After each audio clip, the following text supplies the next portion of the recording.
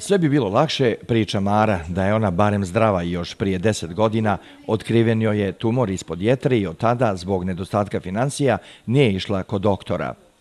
Okolnosti, mali je odsutan, brat moj je operisan u Banja Luci, 2 puta akutno upao u vilici, tako da nas nesreća prati cijeli život. Pa želim da pozovem cijeli svijet, ko može i ko želi da ovu porodicu vidi, da nam pomogne. Ja imam tumor ispod jetre, imam beleg na vratnoj arteriji koji curi, gnoji se. Svakodnevno, svako jutro preslačim majicu prljavu od tog gnoja, od curenja i tog svega. Izlaza nemamo, marke primanja mjesečnog nemamo. Nijodakle ništa, on je građevnu završio kao muž, čovjek mi, završio građevinsku školu, nezaposlen. Ako ko zovne da radi, sačeka da dobije i ne možemo dalje. To je moje što imam da kažem, ne vrijedi više ništa da pričam.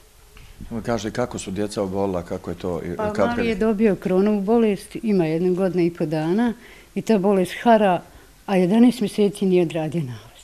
Zadnji put je bio na VMA kod doktora Dodora, pregledao ga i rekao čim je ušao u kancelariju njegovu gdje se pregleda, kaže ne trebam ga ni vidjeti, on ima Crohn, jer na lice je već počeo pucati.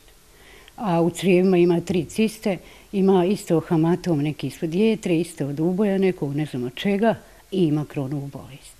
To je doživotna bolest koja je žena potvrdila, doktorca sa Paprikovca, njegova doktorca.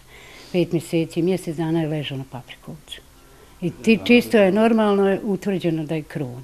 Kad dobije bolove, grčevi, krvarenje na debelo crijevo, sušenje crijeva, svaki, on je još mlad, 23 godine. Po osnovu svega, po nesreći njegovog strica koji ima tu slika, poginuo u njegovim godinama brat od mog muža, da se potrefi zlo i nevolja na ovu porodicu. Sve ono što je najgore. A najgore je što smo u duši zadovoljni i puni, ali smo prazni u džepovima. Nemamo primanja, ovo je alternativni smještaj, ovo ne znam koliko je kvadrata, 40 jel ima. Soba, kuhnja i kupatilo, špajza nemamo nikako. Treba platiti osnove, treba državi dati svoje, a odakle? Odakle? Nemamo, jednostavno smo nemoćni, pa želim opet apelujem svijet da nam pomogne koliko ko može i kad ko može, ne zahtijevamo preko više, razumijete? Kako da vam pomognu? Novčano, najpotrebnije posljednje. Najveći problem im je 20-godišnji sin Dragan, kojim je prije godinu dana dijagnostifikovana Crohnova bolest. Njegovo stanje se pogoršava iz dana u dan. Eto, on nije mogao biti ovdje zato što je u Banja Luci brat operisan je 2 puta.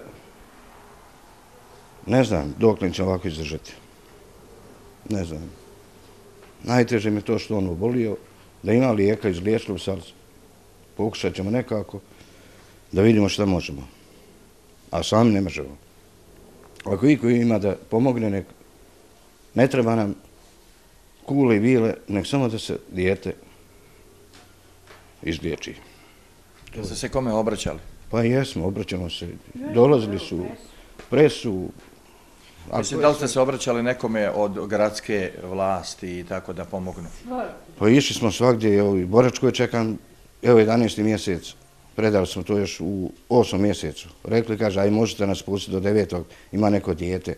Ajde, svaki 15 dana na kraju mjeseca zovemo dole Tomu, kaže strpte se. Pa ja više ne mogu se strpiti. Makar da je neki humantarni broj, pa da se pusti opet neko je lakše dati Marko. To je to. Ne radim, i to kad radim u dnevnicu. Ako dobiješ, ne dobiješ, ali imam jednak prijatelja tvojih. Porodica Kantar živi u alternativnom smještaju u stanu od 40 metara kvadratnih. Socijalni primanja nemaju, pa se često dešava da nemaju šta da jedu. Ponavljaju da im je lečenje sina Dragana za sada najbitnije, zato mole se ljude dobre volje da im pomognu koliko su mogućnosti. Svi koji su zainteresovani da pruže pomoć ovoj izuzetno siromašnoj porodici mogu se obratiti na broj telefona 065 771 684. Teško. Nikom ne dozbiljuje. 2 sina, oba bolesti. A ja nisam zdrav. Ne više šta reći. To je tu sve.